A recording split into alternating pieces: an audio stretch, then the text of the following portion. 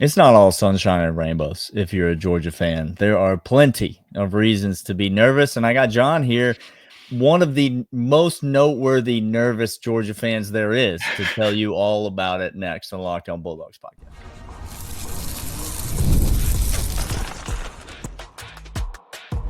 You are Locked On Bulldogs, your daily podcast on the Georgia Bulldogs. Part of the Locked On Podcast Network, your team every day. What is up, everybody? Welcome back to the Locked On Bulldogs podcast, part of the Locked On Podcast Network, your team every day. Thanks for being an everydayer. Thanks for being a first listener. Thanks to the 199 who make this podcast run. Excited to be with you here on a Friday afternoon. Got my buddy John back. And so if you harassed him on social media like I told you to, it worked. So I got him to come back. And so I appreciate that. And we're here talking about reasons that you might be concerned about the Georgia Bulldogs. And John, I'll tell you, this is a badge of honor. There are very few people that I think can rival me in my relentless pessimism, like my absolute. I don't give me all the evidence you want. It doesn't matter. I am going to take the glass half empty. In fact, the bottom fell out of the glass. It's completely empty and has soiled all of my clothes. That's the viewpoint I'm going to take. You are a guy that I think fits right in to that. We could never invite your brother, Daniel, on this episode of the podcast. He would have nothing to say. No, my brother at Dawgs_forever on Twitter, we're going to win every game by 100 points. And sometimes even in the middle of the game, when Georgia, when it's clear, Ole Miss last year, that Georgia's not going to win that game, Georgia's still going to win the game, according to my brother. But listen, here's the thing. Here's where this starts for me. It goes way back to my childhood, but really the first seminal moment was 2005 Georgia SEC champion, heading to an SEC championship game. Had Auburn coming in. Georgia's ranked pretty high. Auburn wins on a last-second field goal, drives down the field in Sanford Stadium. I'm up there seeing it. From that moment on, I've been an incredibly nervous person when it comes to Georgia football, and I don't care how good we are. I am nervous. So we're going to try to narrow it down to 3 today. I think is the goal, which is a challenge. But we're going to get through it of what we're nervous about for this season. Yeah.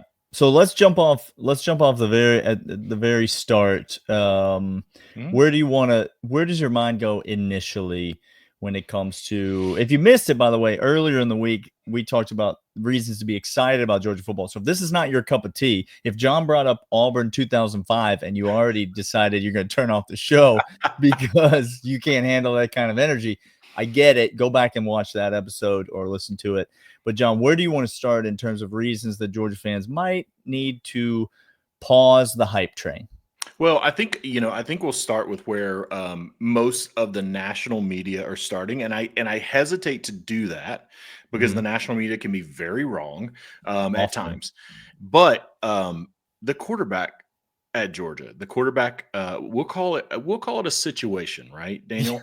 There are many pundits who get top quarterbacks in the country, top quarterbacks in the SEC rankings wrong every year. Sure. But generally, when you see these rankings come out or you see these analyses of quarterbacks, et cetera, you generally see a Georgia quarterback, somewhere around the top, like 7, 8, like usually in the top half of the conference. Yeah. At least in the last 6 years. At least in the last run. At least, right? I haven't seen Gunnar Stockton higher than maybe 12th on any of these lists. And I think there's something to that because the reason that it makes me nervous, Gunnar Stockton broke Trevor Lawrence's records in high school. Gunnar Stockton broke Deshaun Watson records in high school, 2 pretty good college quarterbacks. He holds a ton of records in the Georgia high school record books. He was a highly, highly touted recruit coming out of high school. And we saw Carson Beck throw 11 interceptions in 5 games last year. Yeah. And Gunnar Stockton couldn't get on the field when Carson Beck was throwing pick after pick. And so for me, I'm not nervous necessarily because of where Gunnar Stockton is ranked in these national media things. I use that as an example of like everybody else is doubting Georgia's quarterback. Yeah. Mike Bobo and Kirby Smart doubted Georgia's quarterback until Carson Beck got knocked out of the game. Yeah. And so for me, when I look at the way Carson Beck played at times last year, and I look and see that Gunnar Stockton was never really given any run in those times when he played poorly, that for me makes me a little bit nervous going into this season. Yeah, and I can hear people in the comments talking about, this is another example of Kirby Smart's blind loyalty, right? And it may very well be, John. Like that is, if you're a Georgia fan, you kind of better hope that this is another example of Kirby Smart's irrational loyalty towards quote unquote his guys. Mm-hmm. It takes a little bit for you to get pulled out of the game, unless you're the count or somebody. That's like it takes a little bit for Kirby Smart to change his mind about a player, especially one as notable, as Carson Beck and the quarterback. It's not the first time that Georgia fans have been anxious for the backup to be put in. And the same Georgia fans sat in 2021 every week that JT Daniels was healthy and begged the universe for Kirby Smart to put JT Daniels in because we could never go all the way with Stetson Bennett. He was right in that case. You hope he was wrong about Carson Beck last year, because I agree with you. If what we saw out of Carson Beck last year, which was average to below average quarterback play, to put it mildly, if what we saw out of him last year was better than what we're going to see out of Gunnar Stockton this year, I think Georgia has a full-blown quarterback situation. I used the same analogy yesterday, John, to talk about the wide receivers. And a guy I know you're high on this year, like a lot of Georgia fans are really high on Sakovi White. Yeah. I used the same analogy about him, yesterday on the show. Like I like Sakovi White a lot. I like London Humphreys a lot. I like the things that these guys bring to the table. And I know they're young and I know they're developing. You hope the same thing is true of Gunnar Stockton, by the way. He's going to be a heck of a lot better this year than he was last year. But those guys couldn't crack the rotation in the worst wide receiver room I've ever seen at Georgia last year. Like a full-blown disaster at wide receiver. And those two guys couldn't get any run. And so it's hard for me to get fired up about them. And I think if you're honest and not just putting on the blind optimism glasses, you could make the same argument for Gunnar Stockton. Yeah. And I think, a lot of Georgia fans are hanging their hat on, and I'll say this myself included. We all saw how the team responded to Gunnar Stockton when he came in the SEC championship game. Yeah. Very differently than they responded to Carson Beck at any point in his Georgia career. Correct. That I saw.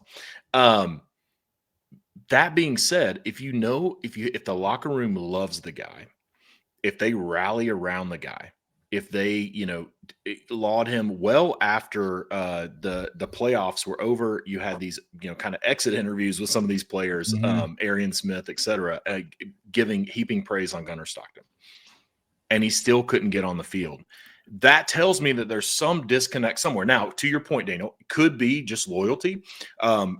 Mike Bobo's dad, George Bobo, who I played high school football for, taught Gunnar Stockton how to throw a football. So there is some deep ties to Gunnar Stockton and the Bobos a long way. So maybe it is blind loyalty. Maybe I'm hopeful. What gives me a little bit of hope in the quarterback situation is maybe it's just the guy. Kirby is a process-driven coach. And the guy who's getting all the reps with the ones, who's calling the protections in practice, who's getting hundreds and hundreds of reps with his main guys against the ones on defense, Kirby is going to go with that guy virtually every time. And so maybe it's just that. Maybe in an offseason where Gunnar is clearly the QB1 going with the ones against the one defense, having to call those protections against those blitzes in practice, et cetera. Maybe that elevates Gunnar Stockton and we can all, we'll all be surprised and calm down. Maybe that was a reason why the guy didn't get as much time. But, to me, that's the one thing that I look at and I say, man, if you can't get on the field when the quarterback was playing poorly and the team wasn't rallying around him, et cetera, that maybe there's something there. Hopefully it's just Kirby being stubborn. Hopefully it's Kirby and Mike Bobo saying, hey, Carson gives us the best chance to win because he runs against the ones, and that's the decision, and we can be all pleasantly surprised this year. Yeah.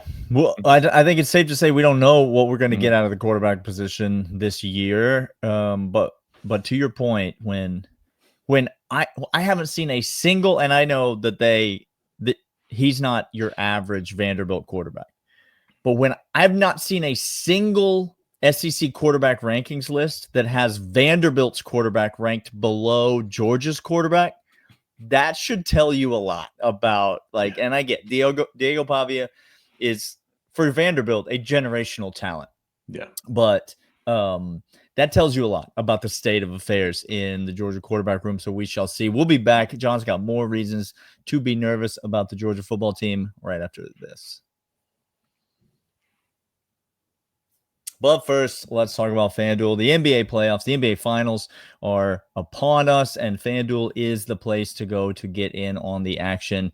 When you place your first $5 wager on FanDuel Sportsbook, they will give you, if that wager hits, they will give you $200 in bonus bets. FanDuel makes it easy to stay in on the game before tip-off and with live bets. With player props, performance trends, same-game parlays, fans have more ways than ever to play smart and win big. You can combine live prop bets mid-game based on how the action unfolds.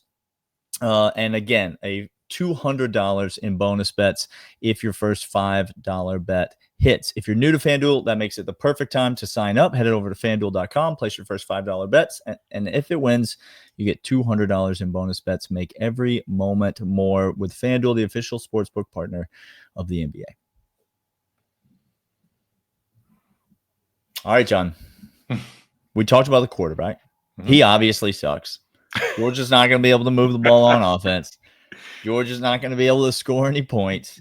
Tell the people something else they should look forward to this season. Well, speaking of not being able to move the ball on offense, let's talk about the offensive line, Daniel. Oh, right. Here we go. Let's talk about 102nd in rushing in 2024. Georgia. I'll never get over that number. I will never get over that. Never. Number. There are step backs. There are times when a team goes through injuries, when a team goes through situations where personnel just aren't clicking, and the team from like the 2023, 2022 Georgia teams, that offense, the way they ran the ball, there are times when those teams take a step back, right? Sometimes you just have guys that just aren't as good as the guys that were there before. Yeah. I have never seen a team regress from top 20 in rushing to the hundreds.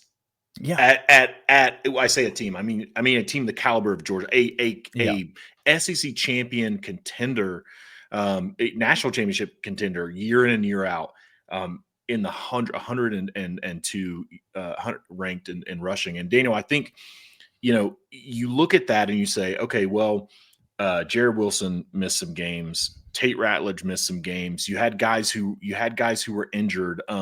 You had, Xavier Truss playing tackle. You can say all of these things.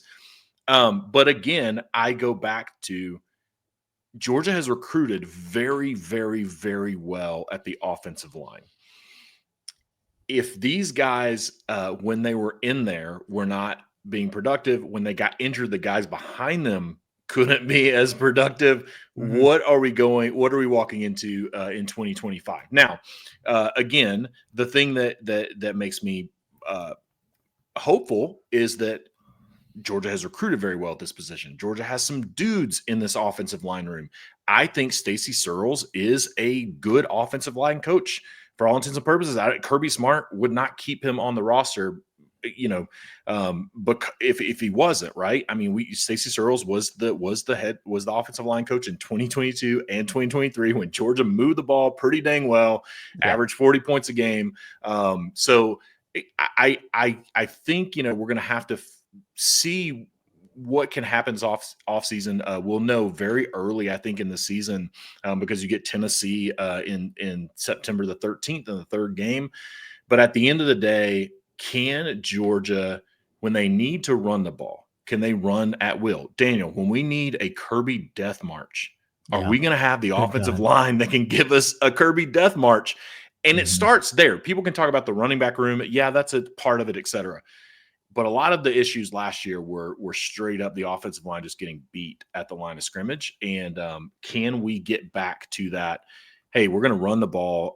And when we need to run the ball, you won't always be able to run the ball at will in the SEC. But when you need to run the ball, the chances of you being able to run it at will are higher than the chances that you won't be able to. And I'm curious to see if Georgia can get back to that.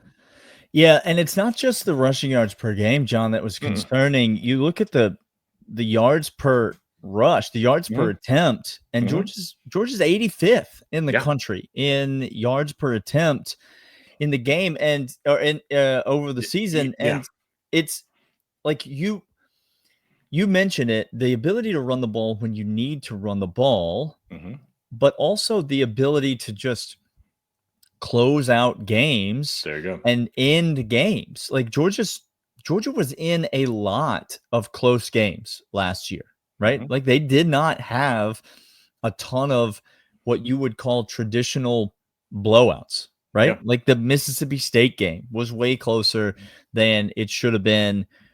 Georgia let a lot of people, obviously the Georgia Tech game at the end of the year, way closer than it should have been.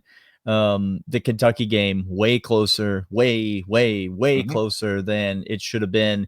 Georgia let a lot of teams hang around. And it's because Georgia was 130th in the country in rushing play percentage. They couldn't run the ball, and they knew they couldn't run the ball. Yeah. And so they just didn't run the ball. This was not a calculated air raid offense that Georgia was running. No. They ran it early. They got it handed to them. They got stuffed. And then they had to, because they were trying to win football games, they had to abandon the run. And when you abandon the run, you tire out your defense. You give your opponent way more opportunities to hang around, to beat you, to score. And you eliminate your advantage from playing ahead, from playing in the lead. And the ability to just grind out a game and put somebody away. Georgia just simply could not do that this year or last year. And then you look at, Georgia loses 4 of those offensive linemen. And you mentioned it, the guys that were behind him, when Jared Wilson came back, he went back in and Drew Bobo went back to the bench. And now Drew Bobo is the starting center.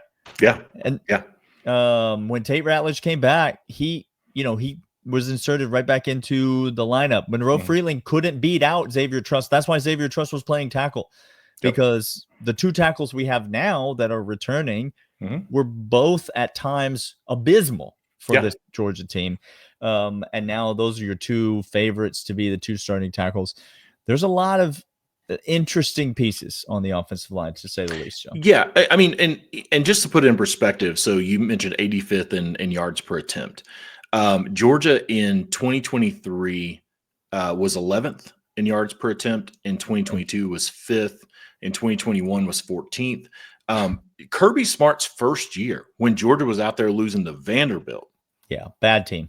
Georgia was 56th in the country in yards per attempt.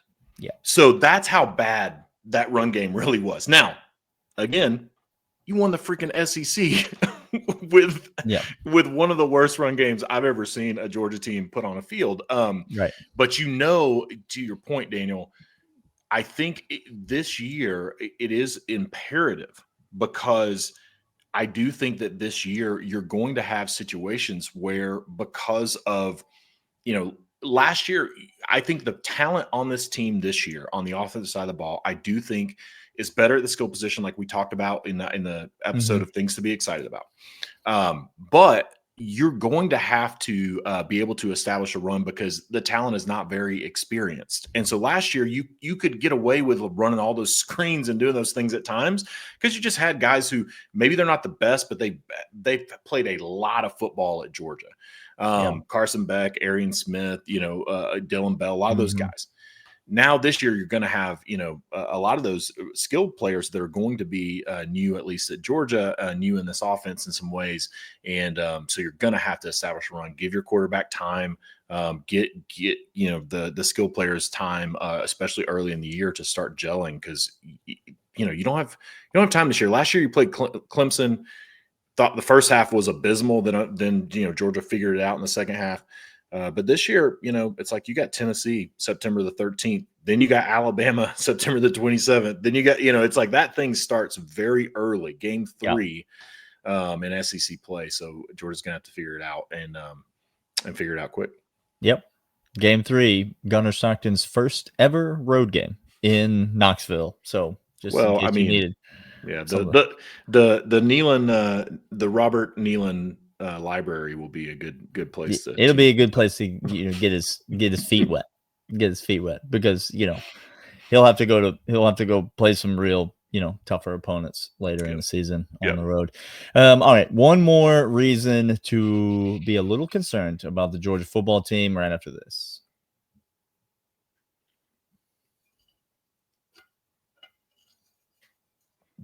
All right, John, we talked about the quarterback. We talked about the offensive line. Where do you want to crush our dreams next? Where do you want to go next to just bring everybody down on this weekend? Well, I think for me, I've struggled a little bit because I did want to give a defensive, element to this. Yeah. But I just can't, Daniel. The defense is so freaking good. I just can't. I can't. Well, you got Kirby Smart, your head coach. You got, Trey Scott is still there. Glenn Schumann is still there. It's just hard. Yeah. It's hard to look at that defensive side of the ball and have real heartburn. TikTok. I'm sorry. Julian Humphrey is no longer that's coverage. That's nice. I think there are things that are the defensive side of the ball. So I'm gonna go stick with the offensive side of the ball. Mm-hmm. And what I'm going to go with is when Todd Monken was here, okay? And I'll say this before I start. There are a lot of fire Bobo guys. There are a lot of people that are like Mike Bobo, blah, blah, blah, blah. I am not a fire Bobo guy. I think Mike Bobo is a very good offensive coordinator. I think that he, at times struggles a little bit with how to use personnel in certain situations, but I think he's a good offensive coordinator. And I think he does have the ability to win a national championship as an offensive coordinator. Georgia, I don't think Kirby Smart would keep him around if he doesn't. If he didn't, no matter what people say about blind loyalty and all these other things. I hear Kirby Smart do interviews and I'm like, this dude wants to win. And so he's not going to keep around his boy just to keep around his boy.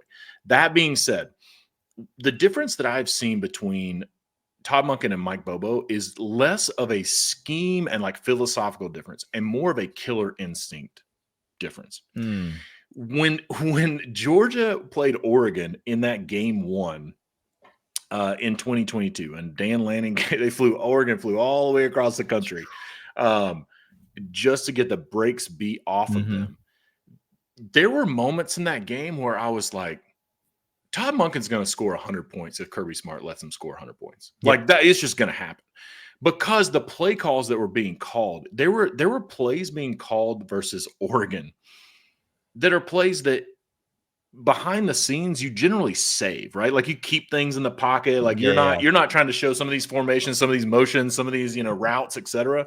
And Todd Monken was letting it all hang out. And I think he and Kirby both were doing it for a reason, put Dan Lanning and college football on notice and all these things.